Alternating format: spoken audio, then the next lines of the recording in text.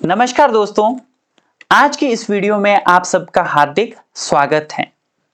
दोस्तों, भारत एक संप्रभु राज्य है और संप्रभु राज्य होना क्या होता है, यह मैं आपको पहले ही समझा चुका हूं। मैंने आपको बताया था कि जब चार तत्व आपस में मिलते हैं, प्रभुसत्ता, निश्चित भूभाग, जनता और सरकार, तो ये आपस में मिलकर एक संप्रभु राज्य का निर्माण करते हैं। चूंकि भारत एक संप्रभु राज्य है, ऐसे में इन चारों ही तत्वों का भारत में निहित होना स्वाभाविक है। दोस्तों, इससे पहले वाली वीडियो में मैं आपको यह भी समझा चुका हूं कि संविधान किसी भी देश का सर्वोच्च कानून होता है, जिसके आधार पर देशों के भीतर शासन व्यवस्था को स्थापित किया जाता है। ऐसे में इन चारों ही तत्वों का उल्लेख भारतीय संविधान में किस किस स्थान पर किस किस रूप में किया गया है, आज के इस वीडियो में हम यही सब कुछ समझने का प्रयास करेंगे और साथ ही भारतीय संविधान के 22 भागों के बारे में भी पढ़ेंगे। दोस्तों, सबसे पहले अगर बात की जाए प्रभुसत्ता शब्द की, तो इसका उल्लेख भारतीय संविधान की प्रस्तावना की पहली ही पंक्ति में कर दिया गया है। प्रस्तावना की पहली ही पंक्ति में स्पष्ट लिखा गया है कि हम भारत के लोग भारत को एक संपूर्ण प्रभुत्व संपन्न गणराज्य बनाते हैं। यह एक पंक्ति दो बातें स्पष्ट करती है। पहली बात यह कि भारत एक संप्रभु राज्य है और दूसरी बात, भारत की संप्रभुता भारत की जनता में निहित है। दोस्तों, इसके बाद बात करते हैं निश्चित भूभाग शब्द की। निश्चित भूभाग का उल्लेख भारतीय संविधान में भाग 1 में अनुच्छेद संख्या 1 से लेकर 4 के बीच में किया गया है। भारतीय संविधान का भाग 1 भारतीय संघ और उसके राज्य क्षेत्र की स्पष्ट व्याख्या करता है। भारतीय संविधान का भाग 1 का अनुच्छेद 1 स्पष्ट कहता है कि India, that is Bharat, shall be the union of states, अर्थात इंडिया जो कि भारत है वह राज्यों का एक संघ होगा। ध्यान रखिएगा, इंडिया क्या है? India is a union of states. दोस्तों, इसके बाद दूसरे भाग में भारतीय जनता की व्याख्या की गई है। देखिए, किसी भी देश की जनता उस देश के नागरिक कहलाते हैं। ऐसे में भारत के नागरिक कौन होंगे, किन्हें भारत की नागरिकता प्राप्त होगी, इसका उल्लेख भारतीय संविधान के भाग 2 में अनुच्छेद संख्या 5 से लेकर 11 के बीच में किया गया है। दोस्तों, इसके बाद आता है भाग 3। देखिए, किसी भी देश के नागरिकों को उस देश के द्वारा अर्थात उस राज्य के द्वारा कुछ मूलभूत अधिकार प्रदान किए जाते हैं। उन मूलभूत अधिकारों को हम मौलिक अधिकार अथवा फंडामेंटल राइट्स कहते हैं। भारतीय राज्य के द्वारा भी भारतीय नागरिकों को अनुच्छेद संख्या 12 से लेकर 35 के बीच में मौलिक अधिकार दिए गए हैं।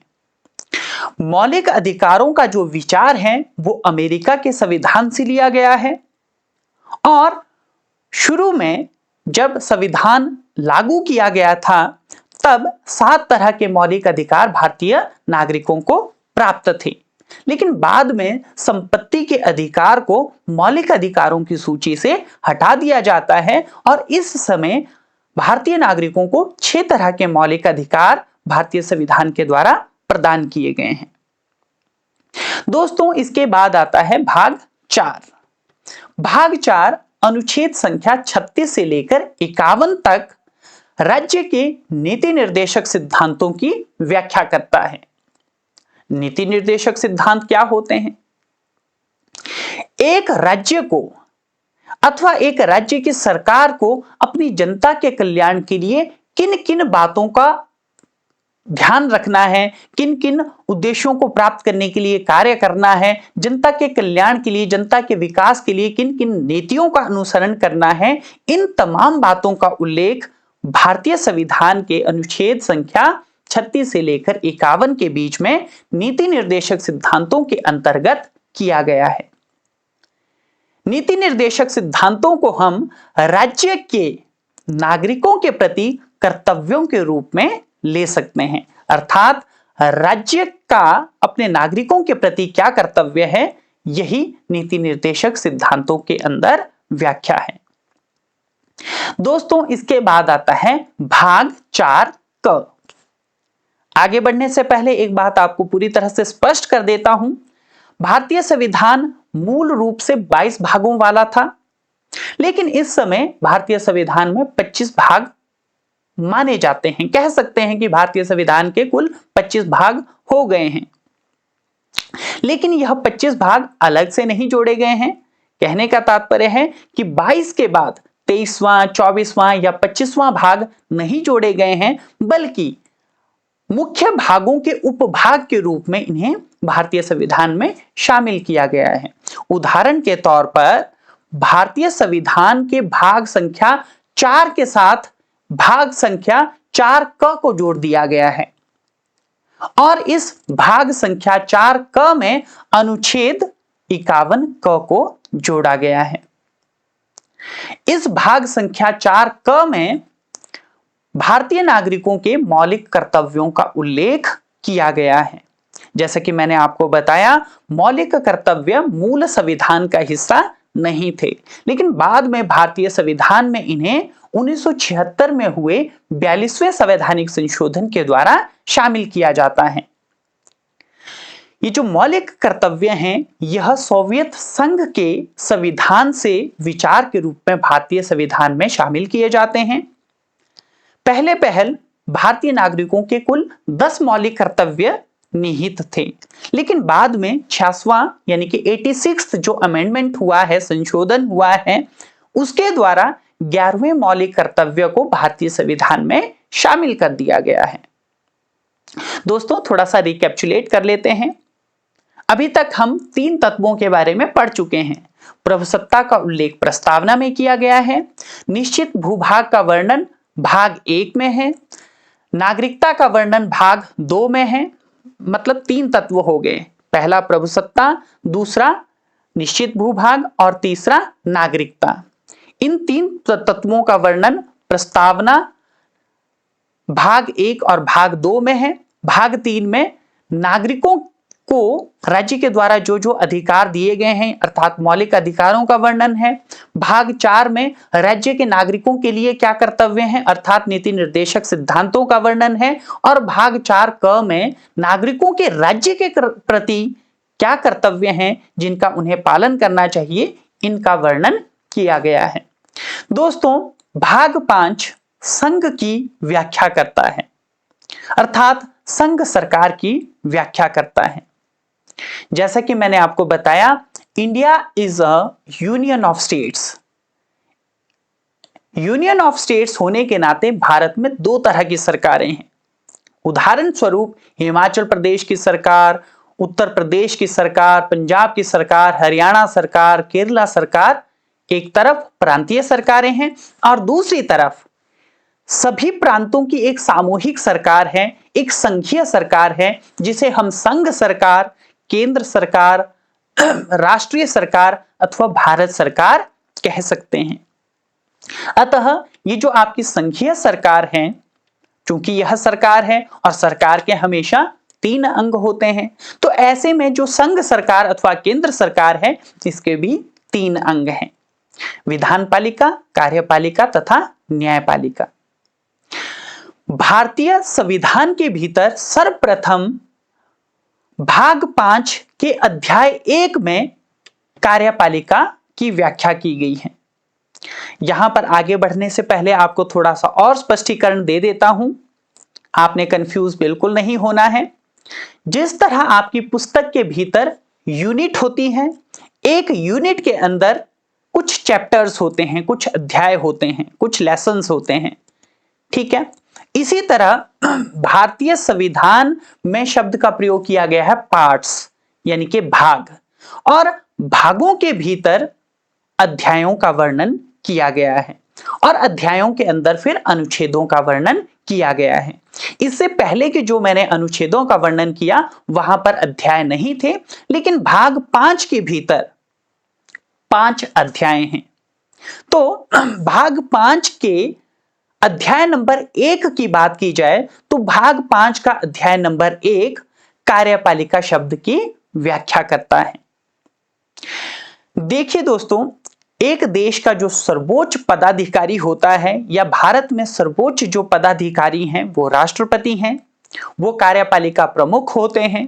इसीलिए भारतीय संविधान की कार्यपालिका यानी कि संघीय सरकार की कार्यपालिका की व्याख्या करती बार सर्वप्रथम राष्ट्रपति के पद की व्याख्या की गई है, उसके बाद उपराष्ट्रपति के पद की व्याख्या है, उसके बाद मंत्रिपरिषद और फिर भारत के महान्यायवादी के पद की व्याख्या की गई है। दोस्तों, इसके बाद आता है अध्याय 2। ध्यान रहे, भाग 5 का अध्याय 2। भाग 5 के अध्याय 2 में विधान पालिका, जिसे हम विधानमंडल भी कह सकते हैं, की व्याख्या की गई है। भारतीय विधान पालिका को संसद नाम से जाना जाता है। संसद के 3 अंग होते हैं, नंबर 1 राष्ट्रपति, नंबर 2 राज्यसभा और नंबर 3 लोकसभा। क्योंकि राष्ट्रपति के पद की व्याख्या ऑलरेडी की जा चुकी है, ऐसे में संसद के बचे 2 अंगों की व्याख्या अनुच्छेद संख्या 79 से शुरू होती है। ऊपरी सदन या उच्च सदन राज्यसभा होता है, इसलिए पहले राज्यसभा की व्याख्या है। उसके बाद निम्न सदन अर्थात लोअर हाउस लोकसभा की व्याख्या की गई है और उसके बाद विधायी प्रक्रिया या विधेयक किस किस तरह के होते हैं, वित्त विधेयक क्या है, धन विधेयक क्या है, इन तमाम बातों की व्याख्या की गई है। ये जो भाग 5 का अध्याय 2 है, यह अनुच्छेद संख्या 79 से शुरू होता है और अनुच्छेद संख्या 122 तक चलता है। दोस्तों, इसके बाद आता है भाग 5 का अध्याय नंबर 3। भाग 5 के अध्याय नंबर 3 में राष्ट्रपति की विधायी शक्तियों की व्याख्या की गई है। विधायी अर्थात कानूनी शक्तियों की व्याख्या की गई है। राष्ट्रपति को अनुच्छेद संख्या 123 के तहत आर्टिकल नंबर 1, 2, 3 के तहत ऑर्डिनेंस जारी अर्थात अध्यादेश जारी करने की शक्ति प्राप्त है। राष्ट्रपति विशेष परिस्थितियों में अर्थात जब संसद का अधिवेशन नहीं चल रहा होता है तो ऐसी स्थितियों में अध्यादेश जारी कर सकते हैं और राष्ट्रपति द्वारा जो अध्यादेश जारी किए जाते हैं उनकी शक्ति कानूनों के समान ही होती है, अर्थात अध्यादेश कानून के समान ही लागू होते हैं। दोस्तों, इसके बाद अध्याय नंबर 4 आता है। भाग 5 का अध्याय नंबर 4 संघीय न्यायपालिका अर्थात सर्वोच्च न्यायालय की व्याख्या करता है। यह व्याख्या अनुच्छेद संख्या 124 से लेकर 147 के बीच में की गई है। इसके बाद आता है भाग 5 का अध्याय नंबर 5। भाग 5 के अध्याय 5 में नियंत्रक एवं महालेखा परीक्षक के पद की व्याख्या की गई है कि व्यवस्था आर्टिकल नंबर 148 से लेकर आर्टिकल नंबर 151 के बीच में की गई है। दोस्तों, इस तरह संघ सरकार की व्याख्या समाप्त होती है। जैसा कि मैंने आपको बताया, 2 तरह की सरकारें हैं, प्रांतीय सरकारें और संघ सरकार। संघ सरकार की व्याख्या भाग 5 में अनुच्छेद संख्या 52 से लेकर 151 के बीच में की गई है। दोस्तों, इसके बाद आता है भाग 6। भाग 6 अनुच्छेद संख्या 152 से लेकर 237 तक राज्य सरकारों की व्याख्या करता है। भाग 6 के अध्याय 1 में राज्य की साधारण परिभाषा दी गई है। इसके अंतर्गत सिर्फ एक ही अनुच्छेद आता है, अनुच्छेद संख्या 152। चूंकि जैसा कि मैंने आपको बताया कि भारत एक यूनियन ऑफ स्टेट्स है, अतः भारत में दो तरह की सरकारें हैं, संघीय सरकार और दूसरी तरफ प्रांतीय सरकारें। प्रांतीय सरकारों को भारत में राज्य सरकार के नाम से संबोधित किया जाता है। क्योंकि राज्यों में भी सरकारें हैं, इसलिए राज्यों में भी सरकारों के 3 अंग होना स्वाभाविक सी बात है, विधान पालिका, कार्यपालिका और न्यायपालिका। दोस्तों, भारतीय संविधान में भाग 6 के अध्याय 2 में सर्वप्रथम कार्यपालिका की व्याख्या की गई है। एक राज्य के भीतर, एक प्रांत के भीतर सर्वोच्च पदाधिकारी राज्यपाल होते हैं, जो कि कार्यपालिका के भी प्रमुख होते हैं। अतः सर्वप्रथम अनुच्छेद संख्या 153 से लेकर आगे तक राज्यपाल शब्द की व्याख्या की गई है। इसके बाद मंत्रिपरिषद की और उसके बाद महाअधिवक्ता के पद की व्याख्या अनुच्छेदों के अंतर्गत की गई है। दोस्तों, भाग 6 का अध्याय नंबर 3 राज्यों के भीतर विधानमंडलों की व्याख्या करता है। यहां मैं आपको पूरी तरह स्पष्ट कर दूं, विधानमंडल अर्थात विधान पालिका, जिसका कार्य कानूनों का निर्माण करना होता है। जैसा कि आपने देखा, भारत सरकार अर्थात संघ सरकार का जो विधानमंडल है उसे हम संसद कहते हैं। इसके 2 सदन होते हैं, अतः संसद द्विसदनीय है। लेकिन प्रांतों के भीतर जो विधानमंडल अथवा विधान पालिका है, उसके लिए अलग से कोई नाम नहीं रखा गया है। लेकिन राज्यों के भीतर अथवा प्रांतों के भीतर अधिकांश जो राज्य हैं, उनमें एक सदनीय विधानमंडल की व्याख्या या व्यवस्था की गई है। लेकिन कुछ एक राज्य ऐसे हैं जिसमें हमारा जम्मू कश्मीर था, यह है उत्तर प्रदेश, बिहार, महाराष्ट्र, कर्नाटका, तेलंगाना और आंध्र प्रदेश। इन राज्यों के भीतर द्विसदनीय विधान पालिका की व्यवस्था की गई है। ऊपरी जो सदन है उसे विधान परिषद कहा जाता है और जो लोअर हाउस है, निचला जो सदन है, उसे विधानसभा के नाम से संबोधित किया जाता है। दोस्तों, भाग 6 के अध्याय 3 में राज्य विधानमंडल की व्याख्या के बाद आता है भाग 6 का अध्याय नंबर 4, जिसमें राज्यपाल की विधायी शक्तियों की व्याख्या की गई है। इसके बाद आता है भाग संख्या 6 का अध्याय नंबर 5, जिसमें राज्य के उच्च न्यायालयों की व्यवस्था की गई है। दोस्तों, इसके बाद भाग 6 का आता है अध्याय नंबर, इसमें अधीनस्थ न्यायालयों अर्थात जो न्यायालय सर्वोच्च अथवा राज्यों के उच्च न्यायालयों के अधीन आते हैं, उन्हें हम अधीनस्थ न्यायालय कहते हैं। इनकी व्याख्या भारतीय संविधान के भाग 6 के अध्याय नंबर में की गई है। दोस्तों, इसके बाद आता है भाग संख्या 7। ये जो भाग संख्या 7 है, इसे संविधान से हटा दिया गया है, इसको निरस्त कर दिया गया है। 1956 में हुए 7वें संवैधानिक संशोधन के द्वारा इस भाग को संविधान से हटा दिया गया था। दरअसल ये जो भाग था, यह ख श्रेणी के राज्यों की व्याख्या करता था। दोस्तों, जब देश आजाद हुआ था, जब संविधान बना था, तो हमारे देश में 4 श्रेणियों के राज्य हुआ करते थे। क श्रेणी के राज्य, ख श्रेणी के राज्य, ग श्रेणी के राज्य और घ श्रेणी के राज्य। लेकिन बाद में राज्यों का ये जो श्रेणी के आधार पर बंटवारा था, इसे समाप्त कर दिया जाता है और सभी राज्यों को एक ही श्रेणी के तहत काउंट किया जाता है। अतः भाग 7 के तहत जिन ख श्रेणी के राज्यों की व्याख्या की गई थी, उसे फिर निरस्त कर दिया जाता है। दोस्तों, इसके बाद आता है भाग 8। भाग 8 के तहत केंद्र शासित प्रदेशों के अंदर शासन अथवा प्रशासन की व्याख्या की गई है। जैसे कि मैंने आपको बताया, भाग 5 केंद्र सरकार की व्याख्या करता है, भाग 6 राज्यों के भीतर सरकारों की व्याख्या करता है, भाग 8 भारत संघ के जो केंद्र शासित प्रदेश हैं उनके शासन प्रशासन की व्याख्या करता है, अर्थात यहां पर भी सरकार की व्याख्या कंटिन्यू हो रही है। इसके बाद आता है भाग संख्या 9।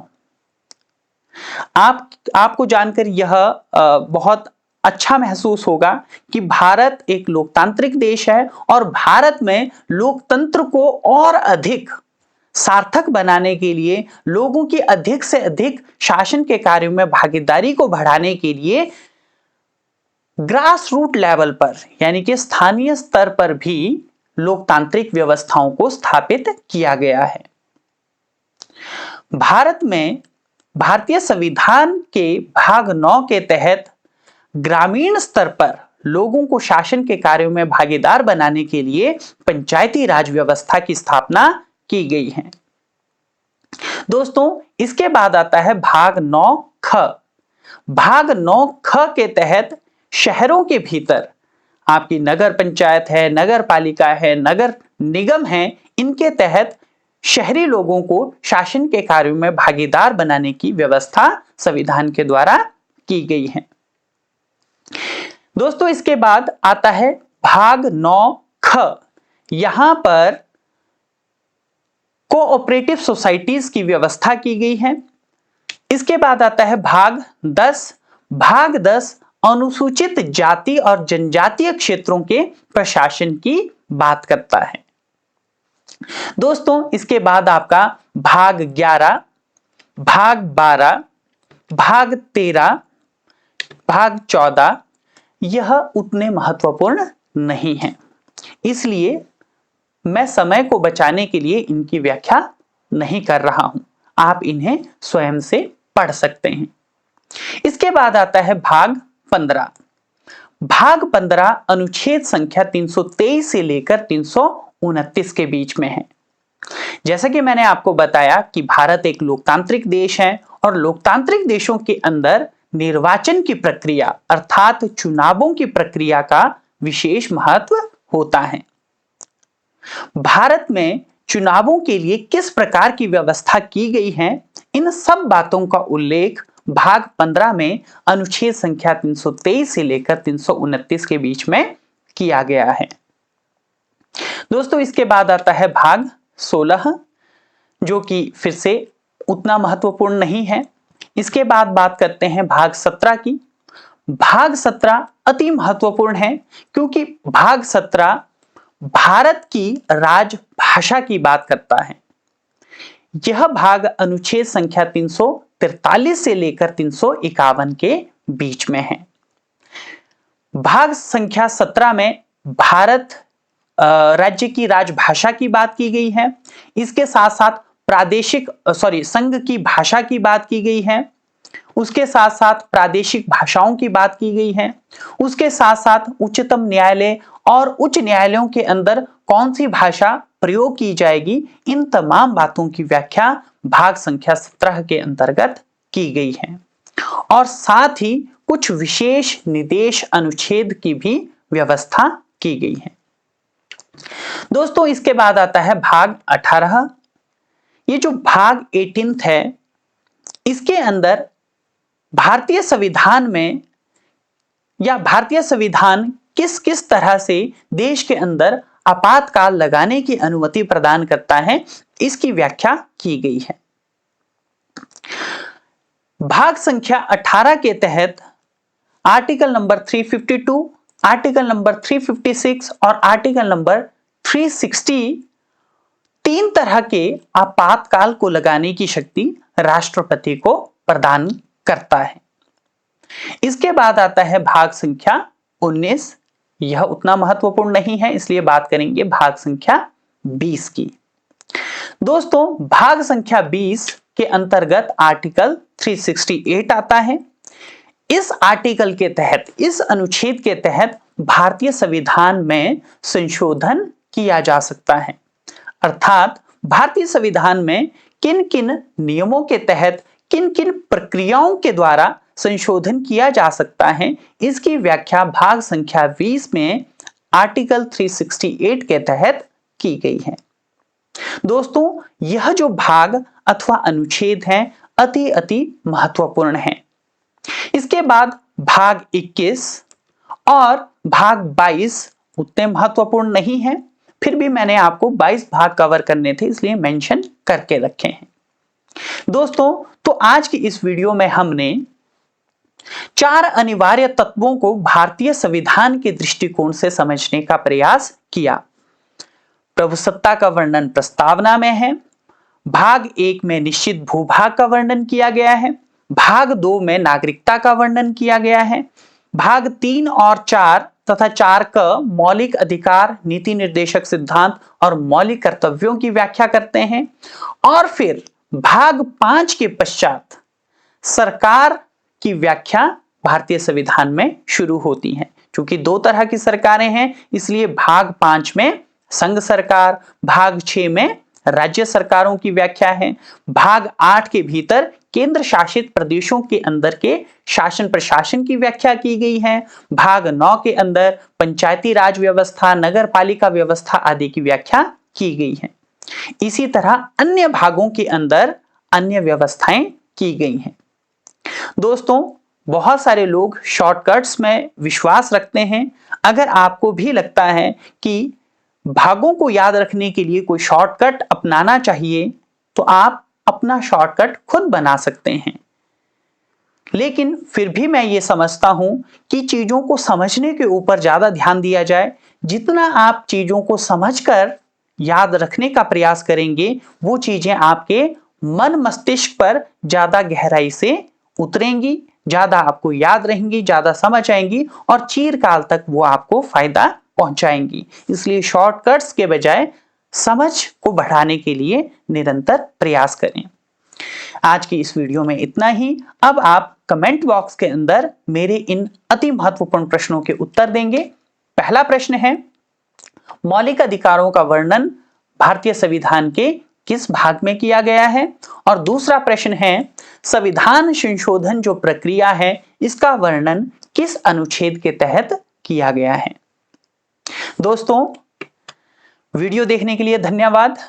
खूब सारा पढ़ें, आगे बढ़ें और इसी तरह हमारे साथ जुड़े रहें। धन्यवाद।